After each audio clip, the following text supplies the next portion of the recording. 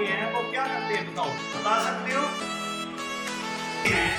वो लोग या प्रकाशन की ओर चलते हैं, जो लोग परमेश्वर की ओर चलते हैं वो लोग क्या मांगते हैं परमेश्वर से और क्या करते हैं वो लोग,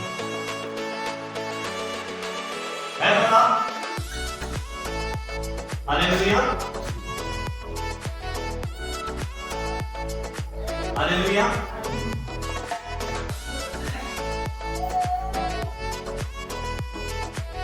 कोई बता सकता है? एक वचन हम पढ़ेंगे, सीखेंगे आज निर्गमन 33 अध्याय और उसकी हम 18 आयत को पढ़े। कितने लोग आज इस वचन को पढ़कर समझेंगे?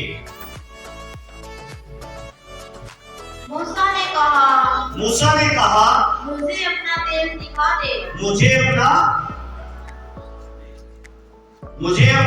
तेज दिखा दे। हालेलुया।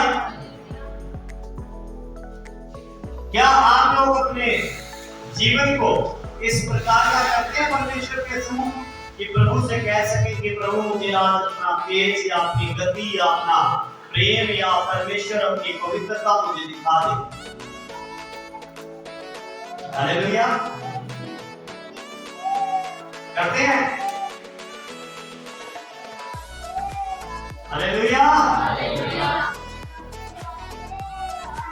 लिखा है मूसा ने कहा, हे परमेश्वर यहोवा आज मुझे तेरा तेज दिखा दे। परमेश्वर मैं तेरा तेज देखना चाहता हूं, मैं तेरा अभिषेक देखना चाहता हूं, मैं तेरी सामर्थ देखना चाहता हूं, मैं तेरी शक्ति देखना चाहता हूं। हालेलुया। परमेश्वर का तेज देखने के लिए, परमेश्वर की शक्ति देखने के लिए या परमेश्वर का प्यार देखने के लिए या परमेश्वर की दया देखने के लिए क्या करना पड़ेगा? प्रार्थना करनी पड़ेगी। हालेलुया, नजदीक जाना पड़ेगा। मेरा कहने का मतलब है, अगर कोई भी व्यक्ति आप एक तोला सोना लेकर आए हैं, आपको जेवर बनाकर लेकर आए हैं, वो जेवर आपकी पड़ोसन आपसे मुंह फुलाकर बैठ जाए, मुझे नहीं दिखाती है ये क्या लेकर आई मुझे नहीं पता। कुछ जेवर देखने के लिए पड़ोसन को क्या करना पड़ेगा? हैं? आपके पास आना पड़ेगा भाई। अब परमेश्वर अपना तेज दिखाए तो आपको क्या करना पड़ेगा?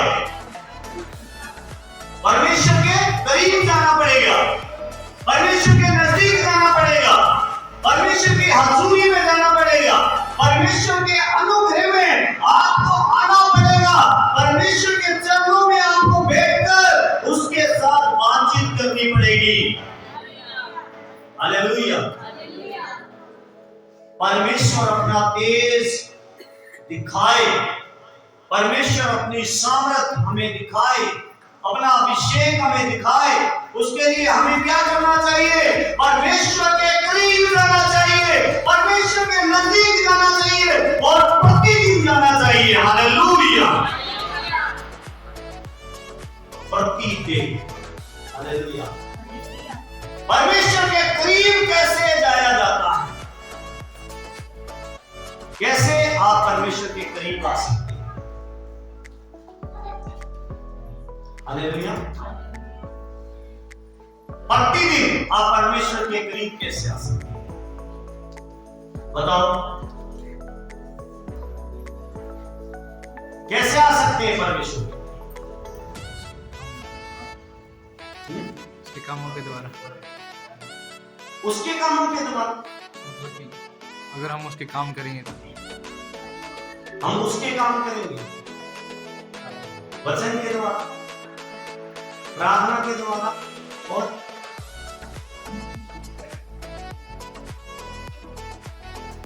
आप प्रार्थना करते हो, 2 घंटा प्रार्थना करो, 3 घंटा प्रार्थना करो, क्या उसके करीब आ गए?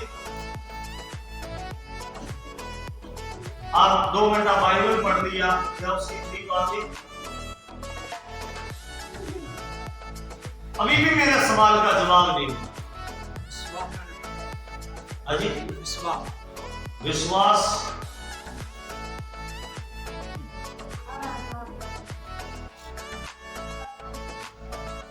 हर एक बार लफ्ज में आने से नहीं होते।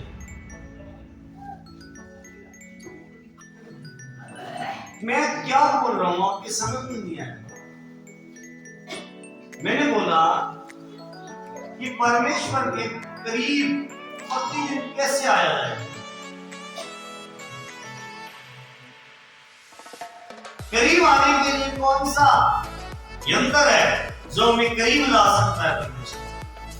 क्या चीज है, क्या बात है वो करीब ला सकती है?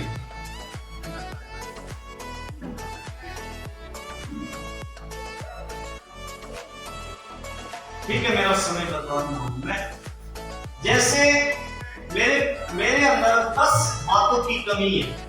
10 बातें मेरे अंदर है कि दारू भी पीता हूं, ठगी भी मारता हूं, चोरी भी करता हूं और मारपीट भी करता हूं। ऐसे करके 10 बातें आप रखूंगा। ठीक है, अब मैं परमेश्वर की मैं कह रहा हूं, परमेश्वर मुझे अपना तेज दिखा, परमेश्वर मुझे अपनी शक्ति दिखा। मैं प्रार्थना कर रहा हूं, ये मेरी प्रार्थना है। प्रार्थना तो मैं कर रहा हूं, लेकिन मेरी 10 बुराई जो है, मैंने प्रत्येक बोला है, प्रत्येक जाना है। और प्रत्येक में आप जब अपनी एक बुराई को एक दिन छोड़ रहे हो, परमेश्वर की ओर ज्यादा करीब आते जा रहे हो, परमेश्वर के नजदीक आते जा रहे हो, परमेश्वर के और करीब आते जा रहे हो। जैसे आप अपनी बुराई को, अपनी कमियों को छोड़ रहे हो, वैसे ही परमेश्वर के नजदीक आ रहे हो। हालेलुया। जब तक आप परमेश्वर की अंदर रह करके, परमेश्वर के अनुग्रह में रह करके और अपनी बुराई और अपनी कमी को नहीं छोड़ते, परमेश्वर के करीब आप कभी भी नहीं आ सकते हो। Hallelujah, hallelujah. कौन सी चीज है जो हमें परमेश्वर के करीब आने के लिए रोकती है? वो चीज को हटा दो अपनी लाइफ से, वो बात को हटा दो अपने जीवन से। Hallelujah, hallelujah. और जिस दिन आप परमेश्वर के करीब आना शुरू करोगे और जिस दिन परमेश्वर के आप करीब आते जाओगे, अपनी कमियों को हटाते जाओगे, आप परमेश्वर के करीब आते जाओगे। हालेलुया। जिस दिन आपके अंदर कोई कमी नहीं रहेगी, उस दिन आपका मेल मिलाप परमेश्वर के साथ हो जाएगा और आप फिर आप नहीं रहेंगे, हम बन जाएंगे। हालेलुया। मैं और मेरा पिता, हालेलुया, मैं और मेरा प्रभु, मैं और मेरा परमेश्वर बन जाएंगे। Hallelujah, hallelujah. समझ में आया? तो कौन सी चीज रोकती है? करीब आने के लिए कौन सी चीज रोकती है? सिंपल सी बात है कि अपने स्वभाव के अंदर, अपने जीवन के अंदर जितनी बातें आपको पता है, हालेलुया, अपनी अपनी बातें सबको पता होती है कि नहीं होती?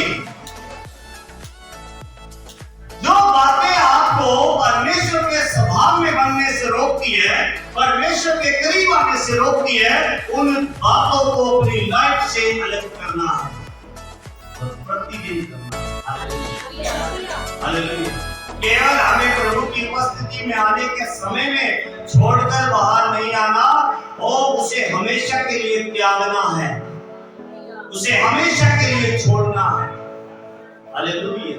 और जिस दिन हम हमेशा के लिए छोड़ देंगे, उस दिन हम परमेश्वर के और करीब आ जाएंगे। हालेलुया। एक वचन मैं पढ़ाऊंगा आप लोगों को, ले व्यवस्था 6 अध्याय और उसकी 12 आयत।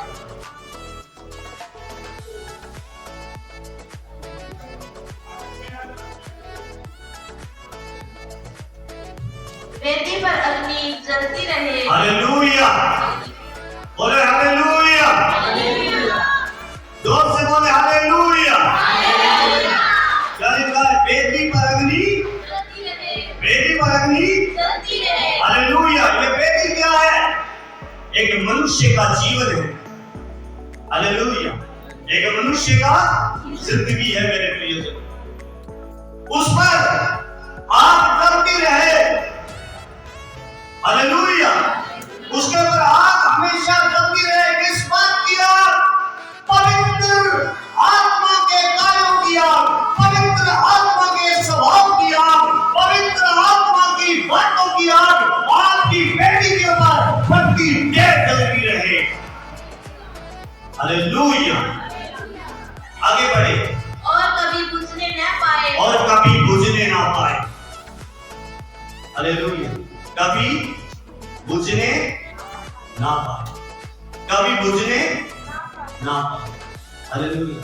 प्रतिदिन तुम्हारे वेदी के ऊपर, तुम्हारे जीवन के ऊपर परमेश्वर की आज्ञाओं की आग जलती, पवित्रता की आग जलती रहे, परमेश्वर के कार्यों की आग जलती रहे मेरे प्रियजनों। हालेलुया। और पढ़े। याजक प्रतिदिन भोर को उस पर लकड़ियां जलाकर मूंगफली के टुकड़ों को उसके ऊपर सजाकर धरते और उसके 13 पढ़े। वेदी पर आग लगातार जलती रहे। हालेलुया। वेदी पर आग क्या होनी चाहिए? क्या होनी चाहिए? लगातार चलती रहनी चाहिए। पूरे कामों को जलाने के लिए एक आग ही है जो पवित्र आत्मा की आग है। वो जो पूरे कामों पे सारे जितने भी पूरे कामों के लक्षण है उनको खत्म कर सकती है। एक ही है जो पवित्र आत्मा की आग है। हालेलुया। तुम्हारी वेदी के ऊपर अर्थात तुम्हारे जीवन के ऊपर, तुम्हारी जिंदगियों के ऊपर लगातार परमेश्वर की आग जलती रहनी चाहिए। प्रार्थना की आग, पवित्रता की आग, भले कामों की आग, वचन पढ़ने की आग, पवित्र परमेश्वर को आराधना करने की आग प्रतिदिन आपके ऊपर जलती रहनी चाहिए। हालेलुया। ऐसा हो रहा है तो फिर आप परमेश्वर के करीब आ रहे हैं। हालेलुया। वेदी के अंदर आग जलती थी, तभी परमेश्वर की आत्मा वहां पर उतर आती थी और पता लगता था कि ये परमेश्वर की आत्मा इस जगह में मौजूद है। हालेलुया। और जब परमेश्वर की आत्मा की आग जलाती थी तब लोगों को पता चल जाता था कि इस यहाँ पर परमेश्वर की आत्मा उतर चुकी है। हालेलुया। हालेलुया। एक वचन और पढ़ाऊंगा मैं आप लोगों को। राजाओं की पुस्तक निकाले, पहला राजा और उसका 18 का 38 पढ़ो।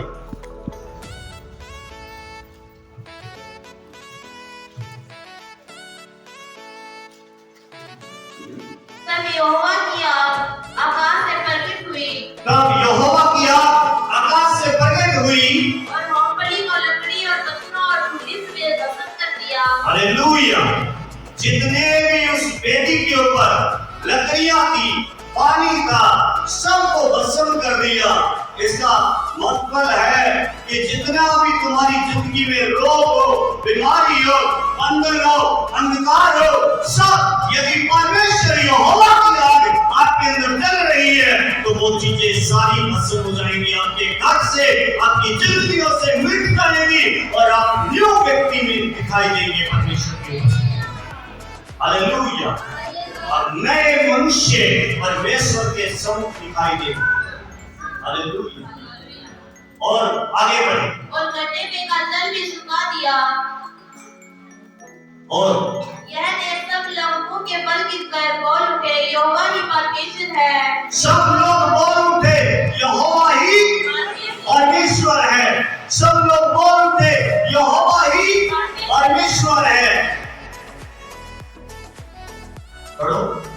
एलिया ने उससे कहा, बाल की नबियों को पकड़ लो, उनमें से एक भी छूटने न पाए। तब उन्होंने उनको पकड़ लिया और 40 पढ़ रहे हैं। एक बार फिर से 39 पढ़े। यह देख सब लोग मुंह के बल गिरकर बोल उठे, यहोवा ही परमेश्वर है। सब लोग मुंह के बल गिरकर बोल उठे यहोवा ही परमेश्वर। हालेलुया। जब कंटिन्यू तुम परमेश्वर के संग जाओगे, हालेलुया, तुम्हारी वेदी में आग जलती रहेगी, तो सब लोग मुंह के बल गिरकर बोल सकते हैं तुम्हारे पास यहोवा ही परमेश्वर। Hallelujah, hallelujah. वो तेज जो परमेश्वर देता है, वो तेज आपके चेहरों पर होगा, आपके जीवनों पर होगा, आपके घरों में होगा। हालेलुया। God bless you. परमेश्वर आप सबको आशीष दे।